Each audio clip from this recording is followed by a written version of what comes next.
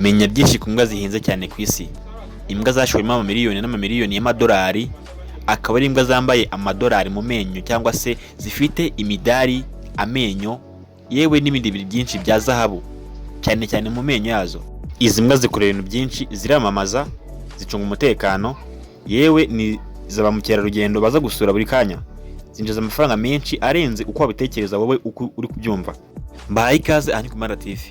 Niba bwa mbere ubonye uyu muyoboro wacu wa YouTube, kora subscribe kandi kunzogera kugira ngo ujye ubona ibiganiro byacu mu bambere, biko kandi na like na comment. Kandi niba uhasanzwe uri w'ingenzi cyane, turi gukundira duhari ku bwawe. Kugira ngo turebane iyi nkuru irangire tuyisozanye kugira ngo umenye byinshi ku izi mbwa zinjiza amafaranga menshi cyane ku isi yose. Ngiye mugiye kubana ni Christophe. Izi mbwa ni za kampani yitwa Spam Dogs cyangwa se inanga z'imbwa. Ni imbwa zifitwe cyane n'abakire barimo abazwi cyane ku isi nka Bill Gates wahoze ari ku mwanya wa mbere ku isi mu bakire. Izi mbwa kandi ibinyamakuru bimwe na bimwe ku isi bitangaza ko zinjiza asaga miliyoni 5 z'amadolari y'Amerika ku cyumweru kimwe gusa. Bivuze ko aya mafaranga yose yasize mu Manyarwanda yasaga miliyari 7 zose, bavuga ku cyumweru. Ubwo nawe hita ubare ku kwezi, ku mwaka, ku myaka 2. Abakire binjiriza henshi. Uyu mushinga w'imbwa watangiye mu mwaka wa 2018. Abakire bawushoramo, biga imipangu, bashora imari mu mbwa, biga ko zizajya zibinjiza amafaranga menshi. Kubera ko urabona nk'izi ngizi turi kureba hano kuri screen zacu, zambaye imidari mu manga yanditseho Supermi. Ni imbwa zinjiza amafaranga menshi kuko izi nganda ziba zizwi cyane ku isi hose. Bivugwa ko kugira ngo izi mbwa zikwamamarize cyangwa se zambare imyenda iva mu ruganda rumwe cyangwa se muri kampani imwe, ugomba kuba uyifashije kandi ushoye amafaranga menshi. Izi mbwa zashoyemo amafaranga agera kuri miliyari 500 z'amadolari y'Amerika kugira ngo zimere uko zimeze ubu ngubu. Ariko abahanga mu bya business bavuga ko zamaze kuba zagaruza ku kigero kikubye nk'inshuro 5. Aba mukerarugendo bazisura umunsi ku munsi bavuga ko iyo bajije imbwa imwe igiciro ihagaze, bavuga ko uzanye miliyari 50 z'amadolari y'Amerika wakitoreramo imbwa imwe ushaka. Ariko imbwa nyine imwe hano ushobora kuyijyana nawe ikaba yakungukira kuko yambaye zahabu mu kanwa, imidari y'amazahabu mu ijosi. Kandi iyo uganiriye na banyiriza imbwa cyangwa se banyiri iyi kampani, bakubwira ko kugira ngo imbwa zabo zibe zimeze gutya ari ibishoro bashoyemo, cyane ko izi mbwa zambara zikitabwaho neza cyane, zikarya neza birengeje uko ubitekereza, kubera ko zifite n'abaganga bazarorera bakanazitegurira ibiryo byiza n'umwana w'umuntu tubasha kubona uko yiboneye. Bimwe nyine bibonwa n'abakire bifashije, afite agatubutse, afite imitungo ihenze yinjiza amafaranga menshi ku isi. Ndagira ngo kureba umuntu uzifasha mu mitekerereze, aho ime iryamye mu bigoma, indara yiteruye ari kwikinisha, yewe nubagira ngo n'umwana w'imyaka 2 cyangwa se umwana w'umuntu ari gukina nawe.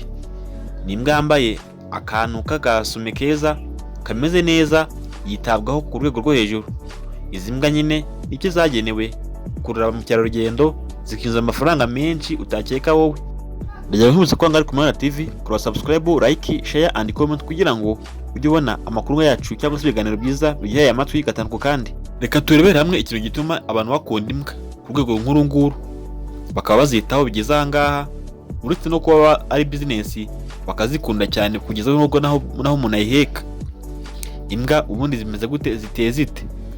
Bavuga ko imbwa ariyo nyamaswa ya mbere izi ubwenge, yagira ubwenge bushyikira ubw'umuntu, kubera ko irumva, izi gutandukanya ikibi n'icyiza mu gihe yaba izi ko ikora amakosa cyangwa se ikaba izi ko iri gukora ibintu bya nyabyo nyine bitateye ikibazo.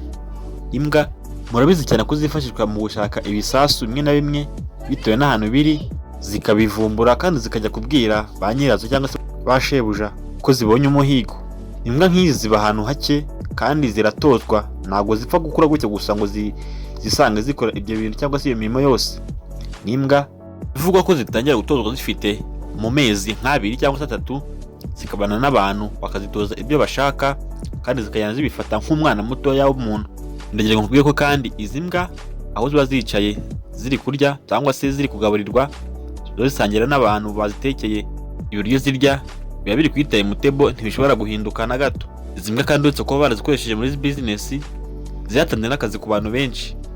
Abantu ziteraho utatu babana nazo, abantu bazigaburira babana nazo, abaganga babana nazo, abantu bose bafite icyo bakora ku izi mbwa bose baba babana nazo. Imbwa n'umuntu uzitodera imyenda cyangwa se umuntu uzikorera amaherena n'utuntu twose dutandukanye aba ari muri icyo kigo.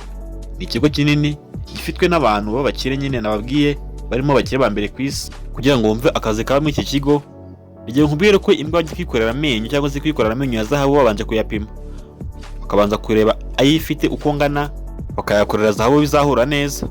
Ese kubera iki abantu bose babonye amafaranga bashora mu mbwa cyangwa se bakazigura? Dore nk'uyu nguyu duhereyeho ni umuhanzi Ngabo Medali, icyamamare hano muri East Africa no mu Rwanda. Nawe afite imbwa nziza cyane ivuga ko yamutwaye agera kuri miliyoni 2 z'amafaranga y'u Rwanda. Amafaranga ntabwo ari make hano mu gihugu. Si Meddy wenyine ahubwo na Bruce Melody nawe afite imbwa, nawe yamutwaye amafaranga ajya ku 800 by'amafaranga y'u Rwanda. Uyu nawe abamusura bakubwira ko rwose abasanga ari gukina nayo hano iwe. Uyu nguyu n'umukinnyi wabigize umwuga kandi umusitari, nta wundi yitwa Harry Kane. Uyu we rwose ntabwo atunze imwe, atunze ebyiri zose.